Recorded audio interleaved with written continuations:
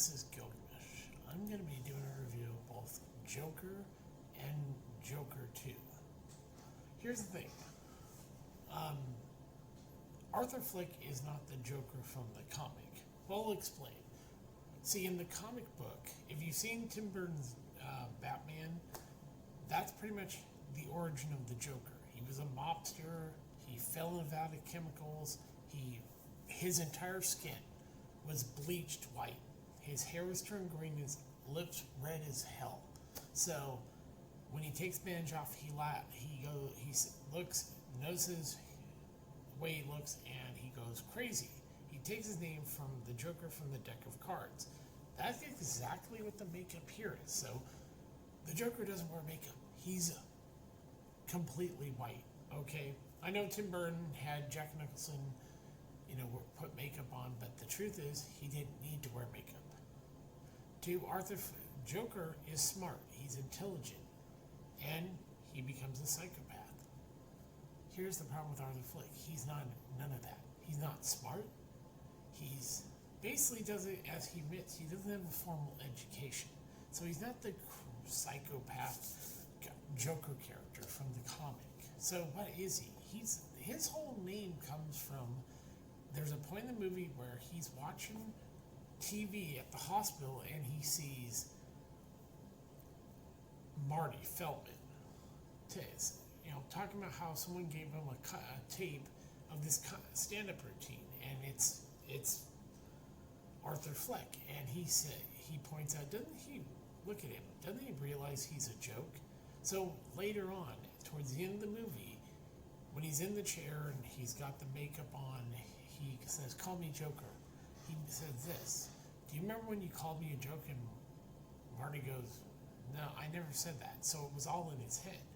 So that's another thing. Arthur Fleck creates a fantasy world based on his child, what happened to him as a child, to hide the fact that his adopted mother allowed her boyfriend to physically and sexually abuse him, and the state did, and the government did nothing to protect Arthur from this abuse. So he created fantasies to deal with that. Another thing is he wants to be a comedian, and this is the part that Todd Phillips took from The Killing Joke, which was the stand-up, the comedian. He wanted to be a stand-up comedian. Is one of the BS origin stories of the Joker and that. So the thing is that he's very severely mentally ill. He's not smart. He has no real formal education, and he lives with his mother. The Joker in the comic is none of that. Plus, he manipulated Harley Quinzel to become Harley Quinn. He master manipulator. Arthur Fleck doesn't have the ability to manipulate anything. So there's the biggest problem with people, and I'll get to why people, lost their shit over the sequel, over Joker 2. Well, like I said, that's pretty much the whole thing. And yeah, we have Joaquin Phoenix in an Oscar-worthy performance as Arthur Fleck, who will later call himself Joker. And a lot of people said, "Oh my God, this is Chris Gore said this is the comic book origin of the Joker." I was like, no, it's not. This has nothing to do with the comic book. I know it says DC. First of all, Todd Phillips didn't want to make the comic book. He said this in 2019. He wasn't trying to make a movie about the comic book Joker. He was trying to make a movie about a mental guy who slips into madness. And it takes place in, 1980s New York, also known as Gotham. Now, if we look at, what do we have? Okay, the parts where you go, okay, there's Bruce Wayne. That's not the Bruce Wayne from the comic. I'll tell you why. Because, here's another thing. Is Thomas Wayne in this movie is an absolute piece of shit. Thomas Wayne in the comic is a loving, caring man who cares about people. And what happens to him and his wife is messed up. But what we see in this movie is not that, character. Also, the Joker is older than Bruce Wayne. Yes, in the comic, he's actually older. The comicals, when he came out, made him look younger, but he was actually at least you could say roughly 20 years older than Bruce Wayne. So, yeah. And you get that from the Batman animated series. You get it from the first Batman animated movie when Joker's talking to a mobster and the hint that he was in the mob. And look at the way he dresses. He dresses very much like a mobster. Yeah. Yeah, the Joker, except for being a trickster and a psychopath, he wears his clothing reminds you very much of as if he were in the mob. You know, he wears, yeah. And that makes sense. So, what do we have? We have a mental guy who wants to be an entertainer. The whole stand-up routine, dressing as a clown, is because he wants to entertain people. Okay. And his life sucks. We see him at the beginning of this first movie. He's at a Arkham State Hospital asking for meds from his counselor, who tells him, unfortunately, Arthur, we've run out of funding, and this is the last time I'll be able to help you. So he needs meds because his mental illness is absolutely screwing with him. So, and he lives with his mother, who is also mentally ill, as we find out, is that she has fantasies also about Thomas Wayne, that she and him had an affair, which turns out not to be true. And we find this out when he confronts Thomas Wayne. Thomas Wayne tells him, I'm not your father. Your mother isn't even your mother. She adopted you. And then he goes into Arkham and he finds the file and reads it. And this sets him off. It pisses him off. So I'm giving you, before I really go into this. So, and this relationship with Sophia, turns out to have all been in his head. So, like he says, he creates fantasies, like the whole thing with the name Joker, being the fact that he's a joke. Do you get it? Arthur Fleck is a joke. That's why he called himself Joker. He isn't the comic book Joker. Everybody overthought this movie. It's just a mentally ill guy who goes crazy. And, yeah, so he meets with his counselor. She told him this is the last time I can help you. We're running out of money. Our funding's been cut, so there's no money. So he's basically goes home. He dresses like a clown. He goes to a job. He gets chased by a bunch of people. He runs back. And then while he's at work, he gets picked on by Randall, who is a bully, who picks on him. And I'm trying to find him now. He's in here somewhere. The little guy. God damn it, I can't remember his. Oh, there it is. Gary. Yeah. Makes fun of him for being a dwarf and makes fun of Arthur for his laugh. He has a parasitic laugh, which is an uncontrollable, painful laugh that some people suffer from. He had a card, but when he got on bus, he started laughing. This black woman, he showed his card. She looked at it, kept it, didn't give it back to him. This will come back to bite him in the ass because he forgets to ask for it back. And so, yeah. So he gives him a pistol, a revolver actually. Well, he tells him, yeah, here. For protect, because he found out that Arthur got chased and lost a job and everything because he couldn't finish the job because of what happened. So he gives him a revolver. I think it's a snub-nosed revolver. And Arthur loses a job because he decides, this is how he's not the Joker from the comic.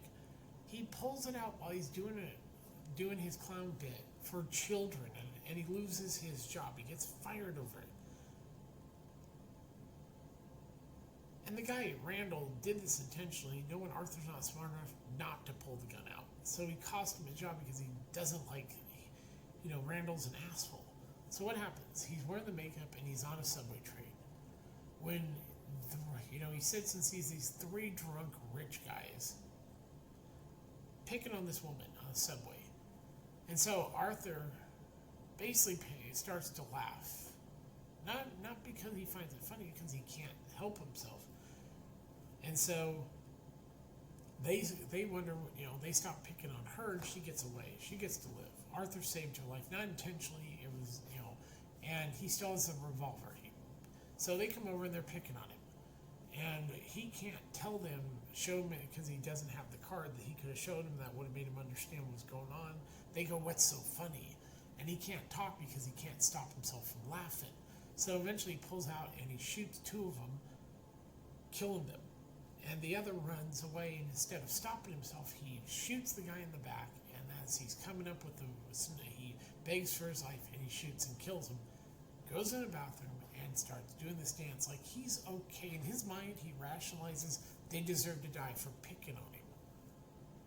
This is not a good, this is not why he's a hero. He's a villain at this point, but he's not the Joker villain.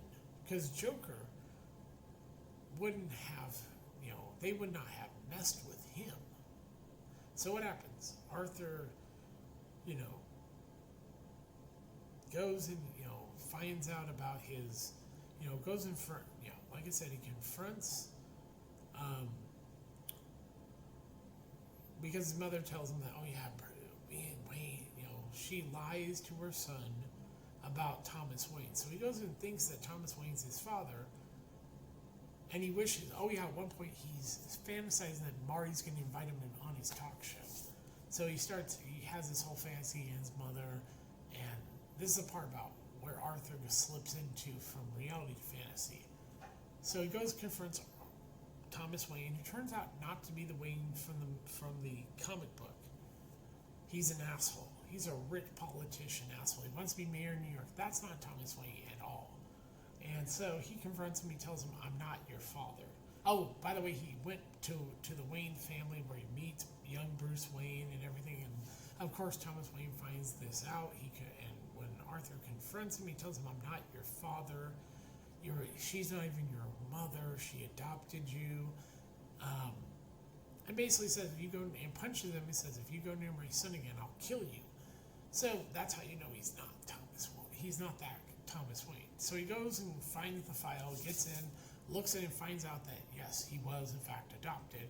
And then finds out about the abuse he suffered that he had buried. This is why he creates fantasies. So he confronts his mom. She suffers, and I think she has a heart attack. And he calls, gets her in the hospital. Then, while he's at home, Randall and Gary show up, and he's in his underwear.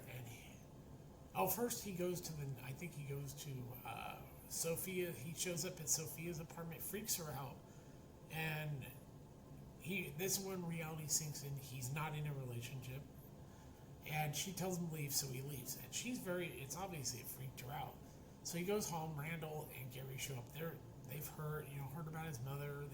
Randall pretends that he gives a shit, but he kind of bullies Arthur to the point that in front of Gary, he brutally murders Randall. This will be the fourth murder he commits. He's killed the three on the subway. Fourth is Randall. He beats it. He absolutely brutally murders him in front of Gary. He tells Gary, "I'm not going to kill you because you're the only person that ever nice to me." So he makes the conscious choice to kill. And it shows that he knows the difference. The whole Joker persona is just it's made up. And so he chooses to live. Then he goes to the hospital, and he, while sitting there, he sees the whole thing with Marty. He sees, his mother, the part about him looking at the video of his stand-up and saying, "This guy is something in the sense that he's a joke." So he kills his mother, smothers her with a pill, and then shows up and has the makeup put on, wears a suit, and they come in and goes, "What's with them?" And he goes, "Call me Joker." He goes, "Don't you remember that's what you called me?" He goes, "You called me a joke." And he goes, "No, I never said that." So this is why the whole thing with Marty is that Marty Franklin, he's a talk show host. And so when Arthur comes out, he does his dance, he sits down, they start to talk, and then it comes, I think they start talking about what happened to the three guys on the subway. And this is where things turn horrible, because Marty didn't deserve to die because he thought that killing those three guys was wrong, which he's right. Arthur goes, "You get what you deserve," and then shoot Marty. What did Marty do wrong? This is the part that makes no sense. Marty did absolutely nothing to deserve to get killed. If you want to justify shooting the two guys, and then he could have let the third guy live, he runs away and lives, but you could say, okay, maybe Randall got it. Okay, he kills his mother, but Marty didn't do anything to deserve to die, except for be against killing people. And he's treated like this feeds into his face that he's some hero. He goes to Arkham Asylum, or Arkham State Hospital, where he meets a psychiatrist. And he finds out there, as he's sitting, that Thomas Wayne and his wife were murdered. And he laughs. And it's implied, I guess not really, from the sequel that he killed her, because he walks out and there's where he takes a step, you see a red footprint, and he starts and then it ends. Okay, so let's recap. He's not the Joker from the comic book. So what happens? He's in Arkham. When we come back, it's years later for the sequel. Okay, this is the cast, by the way. And I enjoyed this movie, and I knew it was not based on the Joker from the comic book. Okay, if that's, like I said, you look at the Thomas Wayne character is not Thomas Wayne from the comic. Okay, he's an eviler version of the character. Yeah. So if he's not Thomas Wayne, then who is he? He's just an asshole. A rich asshole who thinks he's above everyone else. Yeah. And so, and I was trying to figure out here I forget the actor who plays Thomas Wayne. But yeah, they put the kid right here. And there's Alfred. I'm trying to remember who it was who plays. I can't remember the actor's name. I see him in other things, so I was looking for him. Yeah, I can't remember his name. Who plays Thomas Wayne? Oh, there he is, Brett Cullen. That's him. He's an asshole. So he's not the actual, like I said. So this was never about the Joker comic character. Everything about it told you, if you were paying attention, this is not the character. And Gotham is another name for New York City. And it's more based in our reality because if you look at the economy of the 80s, everything was shit. New York has one of the worst mental health systems to this day in the country. It really does. It's atrocious. Bellevue Hospital is probably the worst hospital. And here's an example. This happened, I forget when, but a guy, schizophrenic man, went to Bellevue begging for help because he said the voice in his head, he needed stronger meds because the voice in his head were telling him to kill someone. And instead of helping him, Bellevue Hospital told him to leave. Or they called the police. He leaves. He ends up later on, while he's on the subway platform, he pushed the woman in front of a train, killing her. That's not his fault. That's the system for failing him. Now, let's talk about the sequel. People like this, it's a music, yes, there's music, it does have musical, but a lot of this is dealing with Arthur Fleck's mind. He, like I said in the first movie, he likes to create fantasies to hide from the reality of things. Okay. And so he and he meets Lee Quinzel. She's not the Harley Quinn from the Batman animated series. They make it very clear that she's Lee. She's Lee. Okay. So Arthur Fleck's going to go on trial for the five murders they know about, and they want to give him the death penalty. Okay. I don't know why they put the Two-Face. Now Harvey Dent is. I'm not going to say that he's Harvey Dent from the comic. I know they want to make you think that because his face at the end after an explosion got is partially messed up, and yet there's no hint that he's the Harvey Dent from the comic book, which he isn't. And this is where people go, oh my God, this, because one critic said, oh, this movie gives an FU to fans who loved the first movie. I don't see it that way. I had no expectation of this movie at all because I heard Chris Gore and everyone from Neurotic and Jeremy and all these other people just put this movie down. Jeremy was a little kinder and parts. He said, yeah, the first half's really good, but he wasn't really into the musical stuff. Others go, oh, musicals suck. It's like, no, they don't. Because we have Wizard of Oz, The Wiz, Rocky Horror Picture Show, Fiddler on the Roof, and the original West Side Story, Paint Your Wagon, Best Little Whorehouse in Texas, and a bunch more.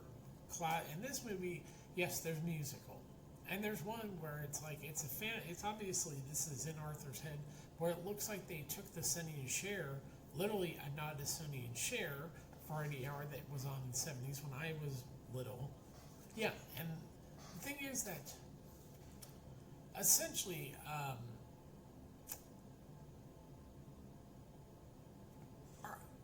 Arthur's on his meds. He's, as we saw at the end of the movie, he's in Arkham and so he's taking his meds, and then, we see this woman, she's singing and everything, and then she comes out and says something and points her head, and basically Lee here is a manipulator. She's from a wealthy family, by the way. We find out as the movie progresses that she's a complete manipulator. She's gotten into Arthur Fleck that he is this Joker character. People think he's some hero, which he's not. And essentially, it feeds into his fantasy. And his lawyer believes that which she's played by Catherine Keener, believes that the Arthur Fleck and the Joker are two, like, split personality disorder. So she wants to use that at the trial to say that he couldn't help what he did and everything, that he's not responsible because he's insane, to save his life because they want to execute him. And so as the movie progresses, and Brendan Gleeson he's the most, like, evil guard in the whole movie. He's an asshole guard. He's great. He plays this fucking total asshole guard that treats Arthur pretty shitty, bullies him, and so yeah, as the movie progresses, you realize this lead character is sort of, she's not who she says she is. And Catherine Keener, his lawyer, points this out. She's lying. She's not good for you. She's just using you. And this guy right here you see him several times throughout the movie in the background. And so the musical stuff, yes, it's well done. I actually enjoyed this movie. A lot of people hated it, but here's the thing. The production values are really well done. The musical stuff is great. You couldn't tell where reality and fantasy, and I didn't feel like it took me out of the movie. It also felt like it ran at a really good pace. For me, it did. I kept watching, not because I was bored, because I kept going, why does this movie feel like it's moving far faster than it should? It's like 2 hours and 18 minutes. It didn't feel like 2 hours and 18 minutes. It ran like that. I was like, wow, this movie's moving fast. And and Joaquin Phoenix is still, Arthur Fleck. He's not the Joker. The Joker's intelligent. Arthur Fleck is not. He's outright an idiot. But the thing about Lee is she feeds into his psychosis to go, yeah, you're the Joker. To the point that, she gets him to, he's got this young inmate that hangs around him that basically will do pretty much anything he wants. I forget the actors, who it is in the movie, and he's really, like, attached to Arthur. He'll basically mimic him and, repeat what he says. And the trial begins. Arthur's, like, in the courtroom.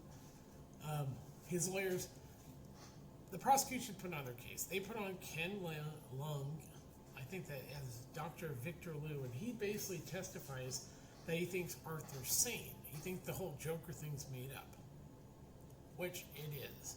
But here's the problem, is he only met with Arthur for about 8 hours, 80 some odd minutes, and he never read his file. And Catherine Keener does a great job of pretty much wrecking him as an expert on mental health and everything, because he, like most, they don't actually do a good job of thoroughly, like, sitting down and finding out what's really going on. he thinks in his short little moments, Arthur's sane. And that's a problem. And then we get they bring back Sophia, who has to testify, and what we find out is that she had to leave the city because the media targeted her and blamed her. Everyone blamed her for what Arthur did, and she had, and she points out, from talking to his mother, she knew that he was mentally ill and everything, and that he had all these problems. And she points out that when she caught him in his apartment, she was terrified. And then this is where for the defense, like I said, Catherine Keener's job, she asked her, okay, did he seem like a different person when you saw him in your apartment from before? And she admitted yes. What happened when you told him to leave? And she admitted he left. So you were never harmed, and she had to admit that. He never threatened her or anything. He left as soon as she asked him to. And then, basically, Lee's convinced Arthur. He puts on the makeup, comes into court, and he decides to fire his lawyer. And his lawyer tells him, he kisses her on the lips, and tells her you're fired. And she goes, that woman doesn't care about you. She's using you, which is true. And I'll give her credit. Lady Gaga was fantastic in this movie. I'm not a fan of her singing, but I'm going to give her this. She was actually solid in the acting role of her character as a massive manipulator. Like I said, this is not the Joker character. So, he gets Gary. Gary comes back in to testify. He and the prosecution did their part, and Gary Puddles, he makes fun of his name. In the makeup, he's an absolute asshole towards Gary. Remember, he said that he didn't kill Gary because Gary was the only one nice to him. But here, Arthur's an asshole. As soon as the makeup came on, he became a dick towards Gary. And you can tell Gary's traumatized. He explains that, he hasn't been, he goes, didn't you see he goes, no, they had me in the police station because they were worried you were going to come back and kill me. And he goes, I don't sleep at all. I can't sleep because of what you did. He's suffering the PTSD of what Witness and what Arthur did. And also when he was walking in, so Arthur's supporters started mocking him for being a dwarf, which is horrible. And Arthur treated him pretty bad. So he gets back to the prison, and he gets basically assaulted by, dragged and everything, and pretty much treated shit by Jackie Sullivan and the other guards. And so when he gets back to his cell, he's unconscious, and they drop him on his bed. And this other inmate, who, like I said, he's been with Arthur, starts making a ruckus. And I think that may have been him right here. I couldn't know. I don't think that's him. But yeah, I forget what the inmate's name was. He just starts making a ruckus. And they keep the camera on Arthur. He's lying in bed, and he's clearly somewhat conscious, but he's not moving. And you hear Jackie Sullivan pull this inmate out, and he starts choking him. And the other guards tell him, stop, he can't breathe. You can hear him having trouble breathing. He kills him. Yeah, Jackie Sullivan kills this inmate. And so, what happens? Arthur gets in, wearing the makeup, and he sits down, he pulls a chair, and the judge reminds him, he sits down, and he finally reveals the truth. Because of what happened to this inmate, it makes him realize things have gone too far. So he tells the truth. This whole thing it's not real. And he admits he says, I killed 6 people. I murdered my own mom. I smothered her with a pillow. Admitting something they didn't know he had done. Because he told somebody else, I think told Lee, that he had killed his mother. With a pillow. Yeah, he did. So, he's lost the trial. He confesses he killed all those people. And he realizes, and she walks out. She walks out, and he's freaking out later, back in his cell. And he's calling her, and she's not returning his calls. So they come back to the courtroom. I think, yeah. After he confesses this,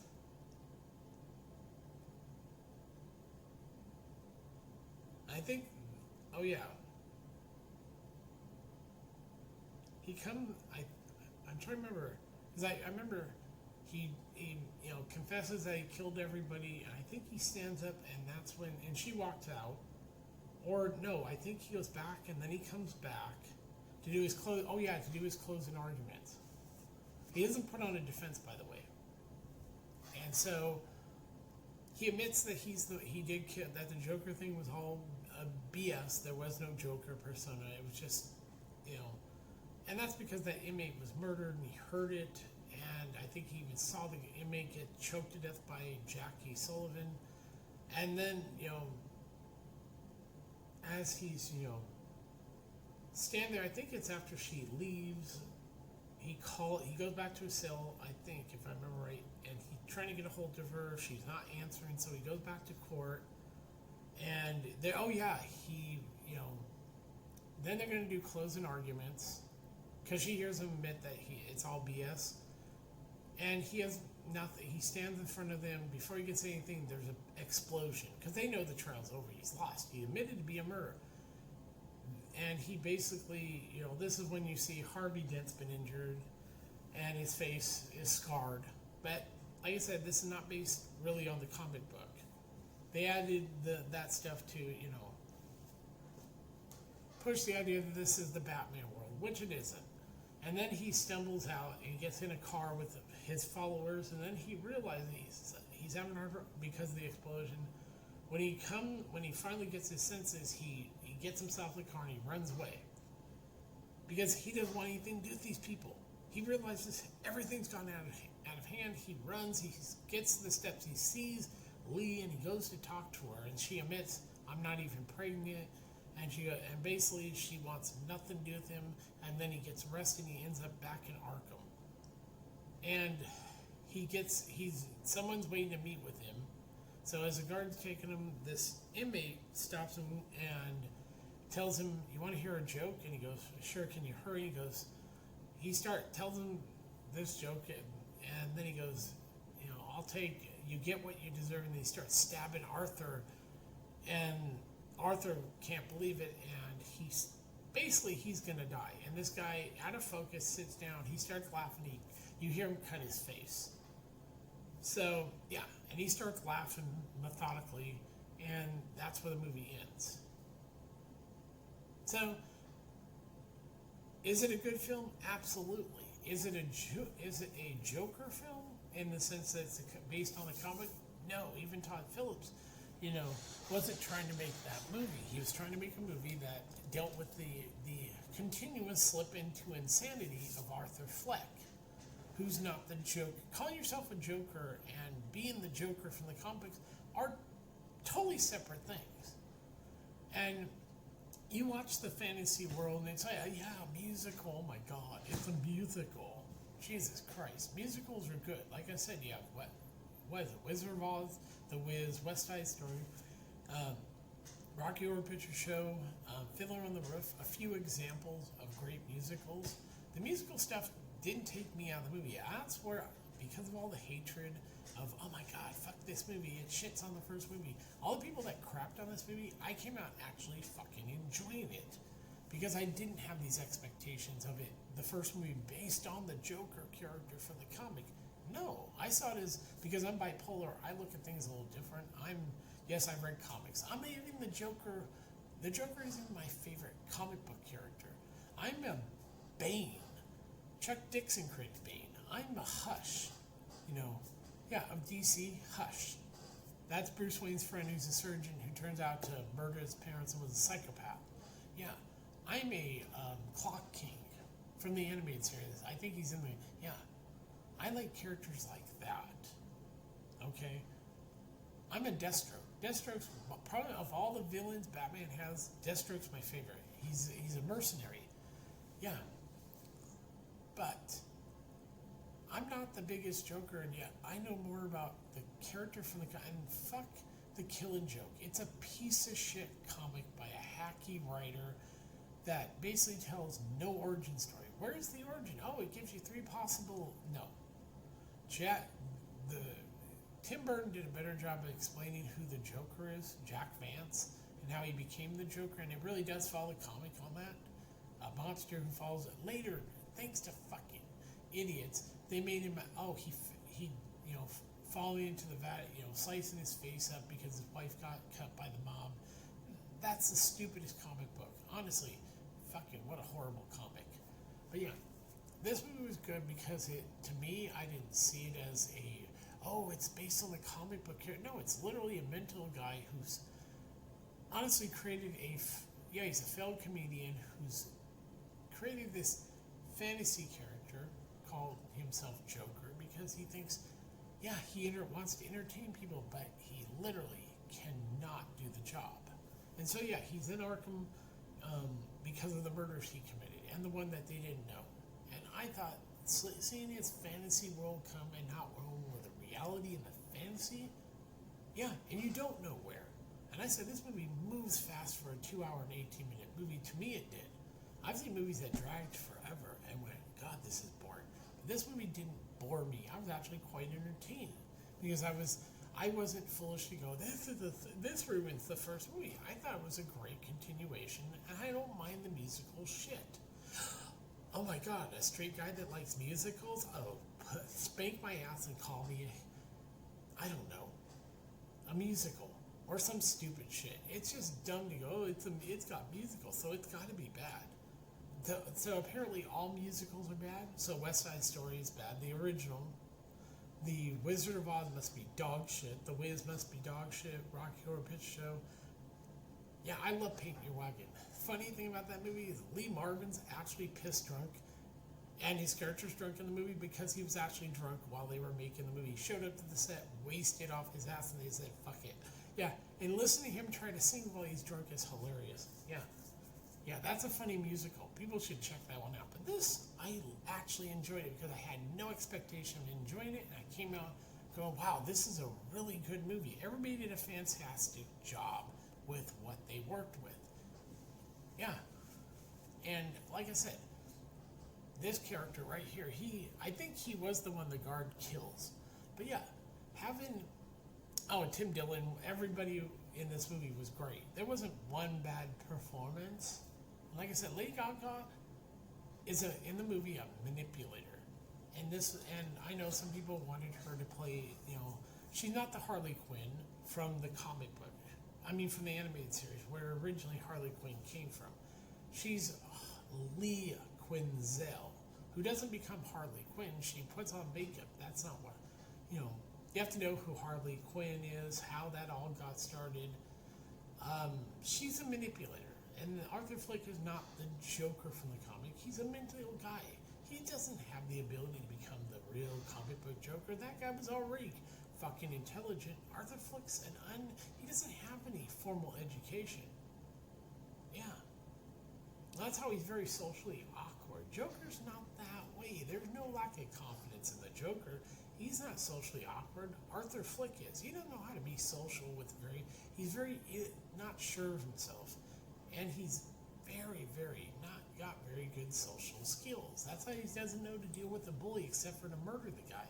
And when he's laughing crazy, he's just crazy. He's not the Joker. People need to stop thinking that. If they just sat back and just watched this Joker 2 without that, you'd actually see. See, the name Joker doesn't mean he's the comic book Joker. It means he's a joke. Take this off, take the R off, and he is a joke. The joke's on Arthur Fleck. The joke's on anybody who thought this was the Joker character from the comic. Yeah, literally. He's just a guy who thinks he's the Joker, but he's not. He wants to think that the name Joker is because he was called a joke. Do you get it, people? He's not the Joker. She's not Harley Quinn. She's Lee Quinzel. She manipulates him. And even at the end, when the gig's up and she walks away, he still thinks they have a relationship. That's why he's not the Joker. The Joker would never let this happen. She would never be able to manipulate him. Stop believing this crap. Go just enjoy this movie for what it is. It's an entertaining sequel to the first movie that doesn't shit on and tell people, fuck you for liking the first movie. No, I enjoyed it because I didn't expect to enjoy it. And I appreciate I I've never seen Lady Gaga in acting, and she was really good in this movie. I was surprised.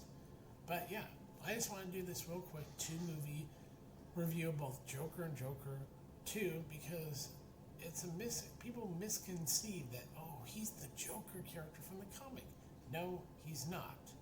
Chris Gore's wrong, Jeremy Johnson's wrong, all of them supposedly claim to be comic book fans don't seem to know that. The whole first thing about the Joker, this is not him. Arthur Fleck could be the furthest thing from the character of the Joker. He's a joke. That's why he called himself Joker, because he thought he got called a joke by Marty Franklin. That's it. People forget this. He's a fucking mental. He's mental. This is from somebody bipolar saying that Arthur Fleck is a mental man who creates fantasies to escape his sucky life. Yes, that's it. That's why he does what he does. Because his life fucking sucks. Yeah, it sucks to be Arthur Fleck. So no, he is not the Joker character from the comic book. I could say this 1,000 times. In the comic, yes, the Joker is older than Bruce Wayne. Yes, he is. He looks younger because of the Vada chemicals.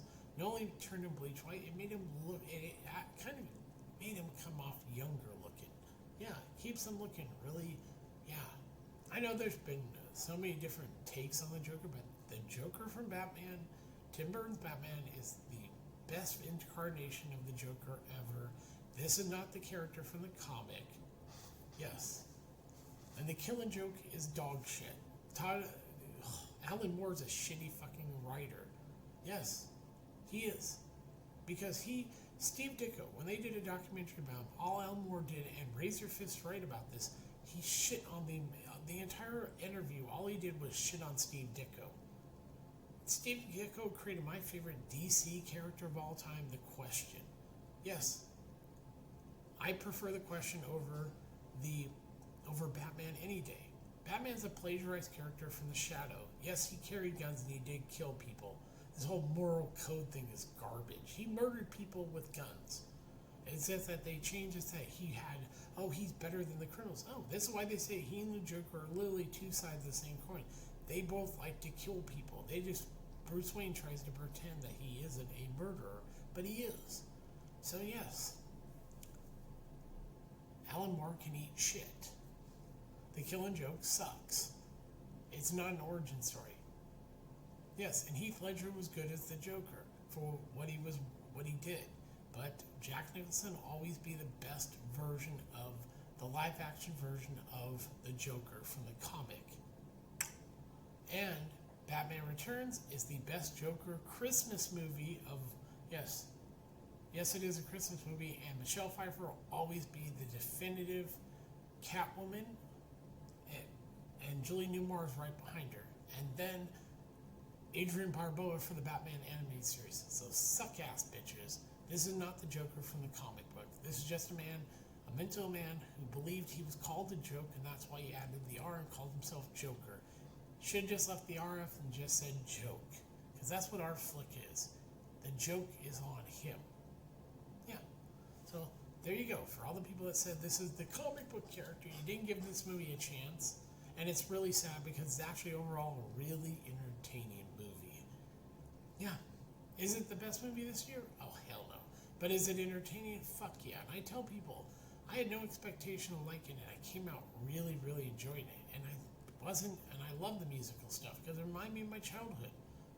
Yeah, the 70s. I grew up, I was born in 71. I remember the Sunny Show Variety Hour and the Osmond Variety Hour. Yeah, really entertaining time. I watched the Soul Train, I watched Doctor Who, I watched Benny Hill, I watched Monty Python's Flying Circus on Saturdays at night on OPB. Yeah. Public broadcasting, because they put it on at nighttime, 10 o'clock, 11 o'clock, and midnight. Yep. Because it was late at night when kids are supposed to be in bed, and I had a little tiny TV to watch it.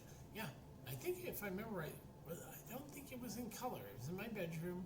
I think it might have been black and white. But God, I love watching that stuff. But yeah, this was a reminder of my childhood. And I loved the Joker. I'll see it again. It really was good. People should have given this better shot than to think, oh, it ruins the first movie. Then sad for you didn't actually give this movie a chance. So I feel bad. I feel sorry for all the people who took and got really easily offended by a movie that isn't about the comic book Joker. Yeah, you lost out on seeing a good movie. So yeah, So this is Gilgamesh, and I will talk to you later. Bye.